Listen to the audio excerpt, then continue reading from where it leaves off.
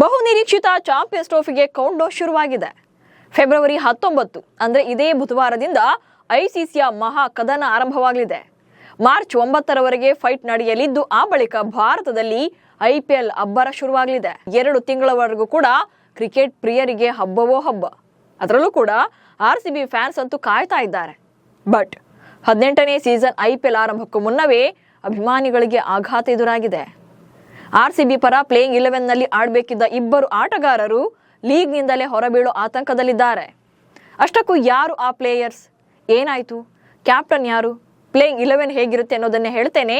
ನಾನು ಶಾಂತ. ನೀವು ಸುದ್ದಿಯಾನದ ಸಬ್ಸ್ಕ್ರೈಬರ್ ಆಗೋದಿಕ್ಕೆ ಮರಿಬೇಡಿ. 2024ರ ನವೆಂಬರ್ನಲ್ಲಿ ನಡೆದಿದ್ದಂಥ ಮೆಗಾ ಹರಾಜಿನಲ್ಲಿ ರಾಯಲ್ ಚಾಲೆಂಜರ್ಸ್ ಬೆಂಗಳೂರು ಕೂಡ ಬಲಿಷ್ಠ ತಂಡವನ್ನು ಕಟ್ಟಿದೆ. ಇದರ ನಡುವೆ ಪ್ಲೇಯಿಂಗ್ 11ನಲ್ಲಿ ಆಡಬೇಕಿದ್ದಂಥ ಇಬ್ಬರು ಪ್ಲೇಯರ್ಸ್ ಇಂಜುರಿಗೆ ತುತ್ತಾಗಿದ್ದಾರೆ. ಈ ಬಾರಿಯ ಐಪಿಎಲ್ನಲ್ಲಿ ಆಡ್ತಾರಾ ಅಥವಾ ಇಲ್ವಾ ಅಂತ ಅನುಮಾನ ಕೂಡ ಮೂಡಿದೆ. 12.5 ಕೋಟಿ ನೀಡಿದ್ದ ಜೋಶ್ ಹ್ಯಾಜಲ್ವುಡ್ಗೆ ಗಾಯ. ಫೆಬ್ರವರಿ 19ರಂದು ಚಾಂಪಿಯನ್ಸ್ ಟ್ರೋಫಿ ಶುರುವಾಗ್ತಾ ಇದ್ದು ಫೈನಲ್ ಪಂದ್ಯ 9ರಂದು ನಡೆಯಲಿದೆ. ಅಂದ್ರೆ ಮಾರ್ಚ್ 9ರಂದು ನಡೆಯುತ್ತೆ. ಇನ್ನು ಇಂಡಿಯನ್ ಪ್ರೀಮಿಯರ್ ಲೀಗ್ ಅಂದ್ರೆ ಐಪಿಎಲ್ ಮಾರ್ಚ್ 21ರಿಂದ ಆರಂಭವಾಗಲಿದೆ. ಆದ್ರೀಗ ಚಾಂಪಿಯನ್ಸ್ ಟ್ರೋಫಿಯಿಂದ ಹೊರಗುಳಿದಿರುವಂತ ಆರ್ಸಿಬಿ ಆಟಗಾರರು ಐಪಿಎಲ್ನಲ್ಲಿ ಕಾಣಿಸಿಕೊಳ್ತಾರಾ ಅಥವಾ ಇಲ್ವಾ ಅಂತ ಅನುಮಾನ ಶುರುವಾಗಿದೆ.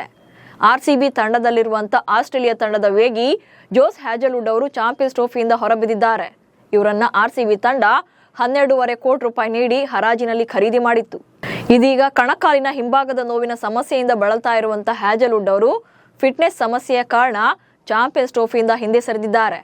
ಹೀಗಾಗಿ ಮಾರ್ಚ್ನಲ್ಲೇ ನಡೆಯಲಿರುವಂತ ಐಪಿಎಲ್ನಲ್ಲಿ ಆಡ್ತಾರಾ ಅಥವಾ ಇಲ್ವಾ ಅನ್ನುವಂಥದ್ದು ಯಾವುದು ಕೂಡ ಕ್ಲಾರಿಟಿ ಸಿಕ್ಕಿಲ್ಲ. 2.6 ಕೋಟಿ ನೀಡಿ ಖರೀದಿಸಿದ್ದ ಜೇಕಬ್ ಬೆಥೆಲ್ಗೂ ಇಂಜುರಿ. ಇನ್ನು ಮತ್ತೊಂದು ಕಡೆ ಇಂಗ್ಲೆಂಡ್ ತಂಡದ ಯುವ ಆಲ್ರೌಂಡರ್ ಜೇಕಬ್ ಬೆಥೆಲ್ ಕೂಡ ಚಾಂಪಿಯನ್ಸ್ ಟ್ರೋಫಿಯಿಂದ ಹೊರಬಿದ್ದಿದ್ದಾರೆ. ಮಂಡಿರಜ್ಜು ಗಾಯದ ಸಮಸ್ಯೆಯ ಕಾರಣ ಬೆಥೆಲ್ ಭಾರತದ ವಿರುದ್ಧದ ಸರಣಿಗೆ ಹಾಗೆ ಮುಂಬರುವ ಚಾಂಪಿಯನ್ಸ್ ಟ್ರೋಫಿಗೆ ಅಲಭ್ಯರಾಗಿದ್ದಾರೆ. ಚಾಂಪಿಯನ್ಸ್ ಟ್ರೋಫಿಯಿಂದ ಹೊರಗುಳಿದಿರುವಂತಹ ಈ ಇಬ್ಬರು ಆಟಗಾರರು ಈ ಬಾರಿಯ ಐಪಿಎಲ್ನಲ್ಲಿ ಆರ್ಸಿಬಿ ಪರ ಕಣಕ್ಕಿಳಿತಾರಾ ಎಂಬುದೇ ಪ್ರಶ್ನೆ. ಯಾಕಂದ್ರೆ ಐಸಿಸಿ ಟೂರ್ನಿಂದ ಹೊರಗುಳಿದಿರುವಂತ ಕಾರಣ ಸಂಪೂರ್ಣವಾಗಿ ಫಿಟ್ನೆಸ್ ಸಾಧಿಸದ ಹೊರತು ಐಪಿಎಲ್ ಆಡೋಕೆ ಆಸ್ಟ್ರೇಲಿಯಾ ಕ್ರಿಕೆಟ್ ಬೋರ್ಡ್ ಆಗಲಿ ಅಥವಾ ಇಂಗ್ಲೆಂಡ್ ಕ್ರಿಕೆಟ್ ಮಂಡಳಿ ಆಗಲಿ ಅನುಮತಿಯನ್ನ ನೀಡೋದಿಲ್ಲ. ಹೀಗಾಗಿ ಹ್ಯಾಜಲ್ವುಡ್ ಮತ್ತು ಬೆಥೆಲ್ ಐಪಿಎಲ್ನಲ್ಲಿ ಆಡೋದೇ ಡೌಟ್ ಇದೆ. ಐಪಿಎಲ್ ವೇಳೆಗೆ ಈ ಇಬ್ಬರು ಆಟಗಾರರು ಕಂಪ್ಲೀಟ್ ಆಗಿ ಫಿಟ್ ಆದ್ರೆ ಮಾತ್ರ ಆರ್ಸಿಬಿ ಪರ ಕಣಕ್ಕಿಳಿಯಲಿದ್ದಾರೆ. ಇಲ್ಲದೆ ಇದ್ರೆ ರಾಯಲ್ ಚಾಲೆಂಜರ್ಸ್ ಬೆಂಗಳೂರು ಫ್ರಾಂಚೈಸಿ ಬದಲಿ ಆಟಗಾರರನ್ನ ಹುಡುಕಬೇಕಾಗುತ್ತೆ. ಆರ್ಸಿಬಿ ಪರ ಯಾರು ಓಪನಿಂಗ್ ಬ್ಯಾಟರ್ಸ್? ಸದ್ಯದ ಆಟಗಾರರ ಪೈಕಿ ರಾಯಲ್ ಚಾಲೆಂಜರ್ಸ್ ಬೆಂಗಳೂರು ಪರ ಯಾರು ಪ್ಲೇಯಿಂಗ್ 11ನಲ್ಲಿ ಕಾಣಿಸಿಕೊಳ್ಳಬಹುದು ಅನ್ನೋದು ಕೂಡ ತುಂಬಾನೇ ಕುತೂಹಲ ಮೂಡಿಸಿದೆ. ಅಸಲಿಗೆ ಬೆಂಗಳೂರು ತಂಡದ ಪರ run machine Virat Kohli opener ಆಗಿ ಕಣಕ್ಕಿಳಿಯೋದು ಗ್ಯಾರಂಟಿ ಇದೆ. ದಶಕದಿಂದಲೂ ಕೂಡ ಆರ್ಸಿಬಿ ಪರ ಓಪನರ್ ಆಗಿ ಆಡ್ತಿದ್ದಾರೆ. ಈ ಸಲವೂ ಕೂಡ ಅವರೇ ಇನ್ನಿಂಗ್ಸ್ ಅನ್ನ ತೆರೆಯಲಿದ್ದಾರೆ. ಇನ್ನು ಅವರ ಜೊತೆ ಫಿಲ್ ಸಾಲ್ಟ್ ಆರಂಭಿಕರಾಗಿ ಕಣಕ್ಕಿಳಿಯೋದು ಕೂಡ ಖಚಿತ. ಇವರು ವಿಕೆಟ್ ಕೀಪರ್ ಜವಾಬ್ದಾರಿಯನ್ನು ಕೂಡ ಸಾಲ್ಟ್ ನಿಭಾಯಿಸ್ತಾರೆ. ಇನ್ನು 3ನೇ ಕ್ರಮಾಂಕದಲ್ಲಿ ರಜತ್ ಪಟಿದಾರ್, 4ನೇ ಕ್ರಮಾಂಕದಲ್ಲಿ ಜಿತೇಶ್ ಶರ್ಮಾ ಅಥವಾ ದೇವದತ್ ಪಡಿಕ್ಕಲ್ ಕಣಕ್ಕಿಳಿಯೋ ನಿರೀಕ್ಷೆ ಇದೆ. ಇನ್ನು ಲಿಯಾಮ್ ಲಿವಿಂಗ್ಸ್ಟನ್, ಟಿಮ್ ಡೇವಿಡ್ ಫಿನಿಷರ್ಗಳಾಗಲಿದ್ದಾರೆ. ಹಾಗೆ ಕೃನಾಲ್ ಪಾಂಡ್ಯ ಸ್ಪಿನ್ ಆಲ್ರೌಂಡರ್ ಆಗಿದ್ದು ರಸಿಕ್ ಸಲಾಮ್ದಾರ್, ಭುವನೇಶ್ವರ್ ಕುಮಾರ್, ಜೋಶ್ ಹ್ಯಾಜಲ್ವುಡ್, ಯಶ್ ದಯಾಳ್ ವೇಗಿಗಳಾಗಿದ್ದಾರೆ. ಆದ್ರೆ ಜೋಶ್ ಹ್ಯಾಜಲ್ವುಡ್ ಅವರು ಈಗ ಗಾಯಗೊಂಡಿದ್ದಾರೆ. ಇನ್ನು ಸುಯಾಶ್ ಶರ್ಮಾ ಅವರನ್ನ ಇಂಪ್ಯಾಕ್ಟ್ ಪ್ಲೇಯರ್ ಆಗಿ ಕಣಕ್ಕಿಳಿಸಬಹುದು. ಒಟ್ನಲ್ಲಿ ಹರಾಜಿಗೂ ಮುನ್ನ ಸ್ಟಾರ್ ಆಟಗಾರ ವಿರಾಟ್ ಕೊಹ್ಲಿ, ರಜತ್ ಪಟಿದಾರ್, ಯಶ್ ದಯಾಳ್ ಅವರನ್ನ ರಿಟೈನ್ ಮಾಡಿಕೊಂಡಿದ್ದಂತ ಬೆಂಗಳೂರು ತಂಡ ಹರಾಜು ಪ್ರಕ್ರಿಯೆ ನಡೆದಂತ 2 ದಿನಗಳಲ್ಲಿ ಒಟ್ಟು 19 ಆಟಗಾರರನ್ನ ಖರೀದಿ ಮಾಡಿತ್ತು.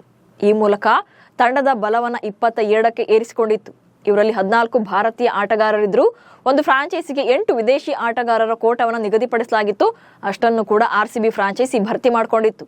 ಆದ್ರೀಗ ಇಬ್ಬರು ವಿದೇಶಿ ಪ್ಲೇಯರ್ಸ್ ಗಾಯಗೊಂಡಿದ್ದಾರೆ. ಒಂದ್ ವೇಳೆ ಇವರು ಐಪಿಎಲ್ ಆಡೋಕೆ ಸಾಧ್ಯವಾಗದೇ ಇದ್ರೆ ಬದಲಿ ಪ್ಲೇಯರ್ಸ್ ಗಳನ್ನ ಹುಡುಕ್ಬೇಕು. ಸೊ ನಿಮ್ಮ ಪ್ರಕಾರ ಯಾರನ್ನ ತಂಡಕ್ಕೆ ಸೇರಿಸಿಕೊಂಡ್ರೆ ಆರ್ಸಿಬಿಗೆ ಪ್ಲಸ್ ಆಗಬಹುದು ಅನ್ನೋದನ್ನ ಕಮೆಂಟ್ಸ್ ಮೂಲಕ ತಿಳಿಸಿ. ಹಾಗೆ ಸುದ್ದಿಯಾನವನ್ನ ಫಾಲೋ ಮಾಡಿ. ನಮಸ್ಕಾರ.